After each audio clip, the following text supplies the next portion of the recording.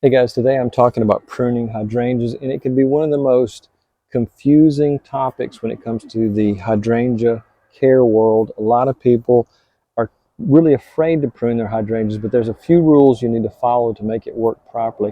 There's about 70 to 75 species of hydrangea, and only about 6 of those do we commonly grow in our gardens. The most common hydrangea grown in gardens today is the big leaf or French hydrangea, and also that is under the macrophylla name. Now, out of the big leaf hydrangeas, you're going to have two types of flowering heads, and these are the most beautiful in the summertime when they were blooming. I'll insert some pictures when they're at their prime. But this is a lace cap, and I don't know how easy it's going to be to able to see that because it's faded quite a bit. But this was a lace cap, and this was the mop head. I have them mixed together in this one little bed, but they look great in the summer, and it's probably the best they've ever performed because I did a few extra things to help boost their health, and they had very few problems with leaf spot, which is a very common thing here because of the amount of humidity I have in the summertime. Now, out of the 2 dozen or so hydrangeas I have, almost everything I have falls under the macrophylla variety, the mop heads and the lace caps. I do have some of the limelight, and I believe I have one incredible that I've just planted this year. So everything I'm talking about today is going to fall under the French big leaf or the macrophylla variety. There's a few other rules to the other varieties, and I'll kind of pepper that in there as well. But what we're talking about today is the big leaf hydrangea. Now, the key to pruning hydrangea is determining what species you have. You want to make sure that the species you have, because we're talking about pruning in the fall, late fall, early winter. You can also do this in the spring, but usually by the time the spring gets here, I'm super busy and I just don't have time to go back and do that. So for me, I like pruning in the fall or early winter. You also want to make sure the species you have is not going to bloom on old wood, because if it does, you might accidentally prune off next year's blooms and not even realize what you're doing. So I'm going to go through that process and exactly what to look for when you're pruning. Now, there's a lot of information out there that says do not prune your hydrangea, or there's no need to prune it. But for me personally, I like to prune it because it keeps the plant from getting too leggy. You'll have these shoots that come out and they go too long, and I just don't think it's a good look for the area I have it in. It's a very compact area here, so what I want to do is I want to keep them to a specific size. If you're growing your hydrangea in a large open area, then you can let it get as big as you want to. But for me, I only have a limited amount of space. In most homes, that's the case. You really don't have the room. If you do, then that's great. Just let it go as long as you want to. But I think pruning also increases vigor of the plant and its health. And you'll also get better blooms, I think, the following year. Now, a lot of gardeners say that they like to leave the blooms on throughout the entire winter because it adds interest to the garden. But for me personally, I've never thought this was a really good look. It just looks like something that's died. So I like to prune it. It's less noticed in the garden. But if you like that, then that's another reason not to prune. But for me personally, I like to get rid of all of my lace caps and mop heads to make it look a little bit better in the area where I have them growing. Now, if you're unsure of the variety, check the stems like this one and you'll see a bud forming. And these buds will generally start to form, I believe, around October, maybe September. But that's what you're looking for to make sure that you have the variety that forms on old wood. Now, if you don't see any buds, it probably means that you have the variety that will form on new wood. But these buds will begin growing in the springtime and ultimately turn into new flower blooms. And this will become an entire shoot. And then in the spring, you'll see that flower forming as well. Now, the variety I have is an older variety, and I've had them for over a decade. I've actually transplanted them to this bed early in the springtime. But there are new varieties coming out that will actually bloom on old wood and new wood. So there's always hybridization going on. And in this case, you need to make sure from wherever you purchase it from that it will be blooming on old wood. So you'll be pruning it in the right method and not cutting off next year's flower display. Now, one practice I've been terrible at doing, and I always recommend it to everybody, but in my own practice, I tend to lose my original plant tags. I misplace them, or they just basically are lost somewhere along the way. But if you're not sure, again, look at your stems and look for the buds. If you don't see buds, that probably means it's going to be blooming on new wood, and you'll probably be okay in this type of pruning method. Now, in addition to the pruning we're going to be doing today, I wanted to show you some dead wood that's at the base of this plant. This is going to have to be pruned out and pruned down to the ground. But one way to make sure that it is dead, it will snap. If you bend it and it snaps very quickly, you know it's dead, obviously. Another thing you can do is you can take your fingernail and run it down the edge of the bark. And if it's not green below the outer area, even though there's no green in there, that means that particular stem is dead and it needs to be cut away all the way to the ground level. Now, sometimes it can be really difficult to tell what stems are dead and what stems are alive. But again, the fingernail trick is one of the best. You can see where I ran my fingernail. This looks like a dead branch, but when you look at it, you just scratch it just a little bit, you can see there's a lot of green there, so you'll know that particular stem is still alive. So that's one little trick you can do. The bending also is much more flexible. If it was dead, it would probably snap when you gave it just the slightest little bend.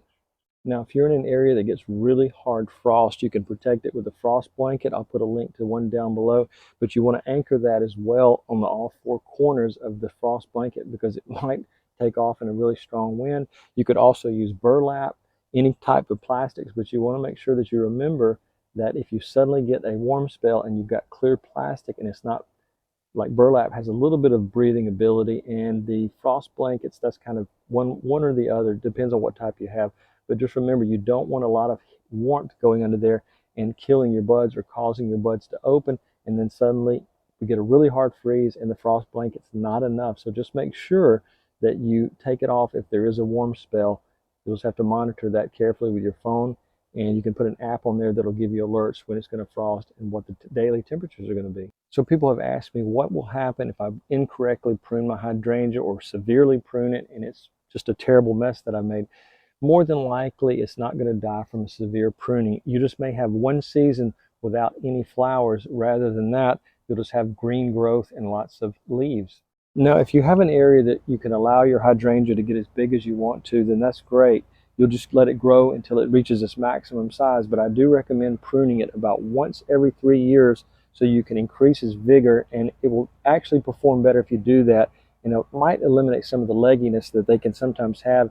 And maybe you'll have a shoot going out in one direction and the other side. So it just makes a better formed plant and it looks better overall. Now, if your hydrangea has become extremely large and has kind of gotten out of control, I would recommend pruning back about 1/3 of it, maybe not more just to be safe, but about 1/3 at a time to keep it a little bit smaller. Another reason you might want to prune it back is it will reduce the flower head size a little bit each time you do that. Sometimes when you have a hydrangea with an extremely large flower heads, they're just going to fall over, and there's a potential that the branch could break or bend. So it's sometimes better to do that pruning even when you have enough space for a really large hydrangea. Now, our winters here in zone 7A are relatively mild. We occasionally do get snow, and on rare occasions we do get ice. And that's another reason I like to remove the flower heads off of both types, especially the mop heads, because sometimes if it gets a lot of snow or a lot of ice, your hydrangea stems may bend over and break. So pruning for me in the fall, I like doing that just to keep that from possibly happening. In areas that get large amounts of snow and really a high chance of ice, then you're even better off doing that to make sure that you don't have damage from that snow and ice event. Now, I'm still talking about pruning, but I did want to throw this in there about fertilizing. Even in the wintertime, you can do a slow release fertilizer, and in the springtime, I like to do something like a Bloom Plus. It's not organic, so if you do want to go the organic route, you want the P and the NPK number to be high because that's going to help the root system, but it also helps with flowering. So I really like Schultz Bloom Plus. I really had a lot of positive results with it this year. I'm not totally against non-organic fertilizers, but if you want to go with something that will really help your hydrangeas perform well, I had really good results this year with Schultz. Now, one more thing about fertilizing, if you do decide to go with something like a very high phosphorus count, this product has one of the highest phosphorus, it's 105410, so it's really going to help the flowering. But remember, only put this on there about 30 days before your expected last frost date, and that's going to be sometime probably early spring. Now, when you're pruning, you want to go to the second bud down below the flower, which is going to be right here. You don't want to cut too close to the bud, but also you don't want to leave a long stem here. So you want to cut within about 1/4 inch of that bud area. This area is going to be a little bit more, the wood is going to be more dense, and you're going to be less likely to have insect and disease issues. So just remember, about 1/4 inch where your bud's coming out. These may have been damaged by frost, but I'm still seeing some green on there, so they should be okay. But you can go even lower. Remember, about 1/3 of the total height. I wouldn't go beyond that. So maybe here would be maximum if you wanted to take off and reduce the overall size. Now, another thing you might want to take into consideration is if you have a lot of crossing branches, you might want to cut that away as well because you want to have maximum airflow be able to penetrate into there, and that can also reduce the problems of diseases that might take place if you have too much of a dense cluster of branches. And also it's going to grow better by reducing some of that branch structure. Now, another important factor, if you have a huge amount of branches shooting out, by thinning it out a little bit, that will not only help with air circulation, but it can also help with sunlight penetration, especially if your hydrangea is growing in a semi-shady area. That will definitely help the overall health of the plant. So just remember, if it's too clustered and it's too compact, there's not enough light being able to get in there, and it seems like airflow as well, thinning it out, maybe reducing the inner part and allowing that outer part to remain as is. Now, I mentioned this year my hydrangeas in that particular area that I first showed you have performed better than they ever have before, and they had the least amount of spot on them and disease. They did perform extremely well, and I think it's because I added irrigation to each one of those. They were spread out throughout the yard, and I wanted to bring them in closer where I could control the irrigation system.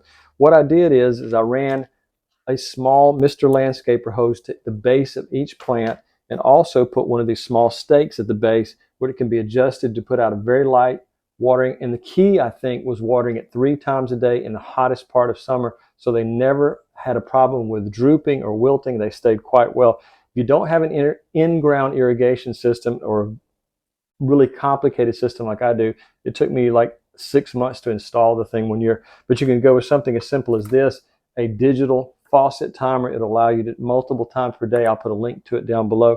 But you can do that, and that makes it super simple, and you can make sure your hydrangeas get just the right amount of water. But I know there's other types of drip irrigation, but my personal favorite is one where I can control exactly how much water is going to the root of each plant. If you have a massive garden, then it gets a little bit more complicated, but some of these come in multi-outlets rather than just one, so you can control multiple zones. But I like this one because it's super simple to use. But again, I'll put it down below if you'd like to try to get one. Now, one more thing about when I said 3 times watering per day, that sounds like a massive amount, but actually it wasn't. The timer was only set for 1 minute until about August when it was brutally hot, and then I went to 2 minutes a day, 2 minutes per time, 3 times a day. So one of these puts out a very small amount of water, so you're not going to be consuming huge amounts of water. It's just putting it at just the right spot, and it's spreading out across the day so the plant never completely dries out. And it's just perfect for these hydrangeas. They did extremely well. So another thing to remember when you're pruning these hydrangeas, make sure you sterilize your cutters. I just use common mouthwash like Listerine, the generic version of it from my local dollar store, and it's really cheap, and it's really perfectly effective to killing those bacteria that you might be transferring from one to the other. You can just kind of carry it along with you as you're pruning, give it a shot, and dry it with a towel, and that way you don't have to worry about transferring diseases throughout the garden from one plant to the other. So just a review of all the rules that we've talked about for pruning. You want to make sure that you prune slightly above where you find the bud. Always look for the bud. If you don't see the bud, it's probably going to be the type of hydrangea that will bloom on new wood. But if you see these buds, you know that you have one that's going to that's going to grow on old wood. So make sure you do that. Prune slightly above it, leave a little bit. Don't leave a large area that it's going to rot, and you'll have to break it off later, and it could cause more diseases and problems and insects as well. If you're wanting to reduce the overall height, you can reduce it by 1/3. Try not to take more than 1/3. Just something like this tall, you're going to take it down to about there. You might skip over a couple of buds, and that way you still have a nice healthy stem that the shoots can come out next year, and you'll still have a good flowering time in the springtime. Next thing to remember is remove as much deadwood as you can and take that all the way down to the ground, and also crossing branches, open it up, let more airflow and sunlight into the hydrangea. Also remember that today we are talking about the mop head and lace caps macrophylla, French hydrangea, big leaf hydrangea. We're not talking about the panicle hydrangeas, which I'm going to make another video on those, but I just wanted to make sure that I covered the most common hydrangea that most people have in their yard. The old-fashioned ones, unless you've bought something recently that is a hybrid, it's probably going to be sending out buds on old wood. So make sure that when you buy it, look at that label or ask the person who you're purchasing it from, the garden center, find out whether it blooms on old wood or new wood, and that's going to save you a lot of problems. It keeps you from cutting back next year's flowers by cutting off all those buds that will become next year's beautiful blooms.